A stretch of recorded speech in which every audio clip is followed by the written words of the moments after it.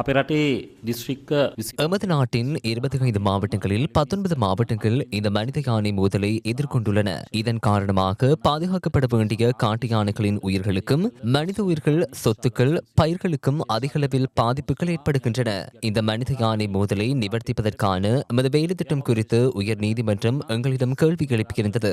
இதற்கமைய மனித யானை மோதலை நிவர்த்திப்பதற்காக 2020ஆம் ஆண்டு சமர்ப்பிக்கப்பட்ட வேலை திட்டத்தை இந்த காலத்திற்கேற்ப புதுப்பிக்க வேண்டியதன் அவசியத்தை நாங்கள் உயர்நீதிமன்றத்துக்கு அறிவித்தோம். இன்றைய நிலையில் எமது நாட்டில் இந்த மனித யானை மோதலின் சூழல் மாறியுள்ளது.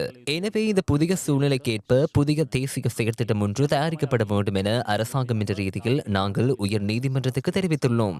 இதற்கமையவே இந்த புதிய தேசிய செயற்திட்டத்தை தயாரிப்பதற்காக ஒரு நிபுணர் குழுவை நியமிப்பதற்கு நாங்கள் தீர்மானித்தோம். 2020ஆம் ஆண்டு சமர்ப்பிக்கப்பட்ட திட்டத்தையும் தற்போதைய புதிய சூழ்நிலையையும் கருத்தில் கொண்டு புதிய தேசிய செயற்திட்டம் ஒன்றை தயாரித்து 3 மாதங்களுக்குள் அதனை ஜனாதிபதியிடம் சமர்ப்பிப்பதே நிபுணர் குழுவின் பணியாகும். කමිටුවේ කාර්යභාරය වෙන්නේ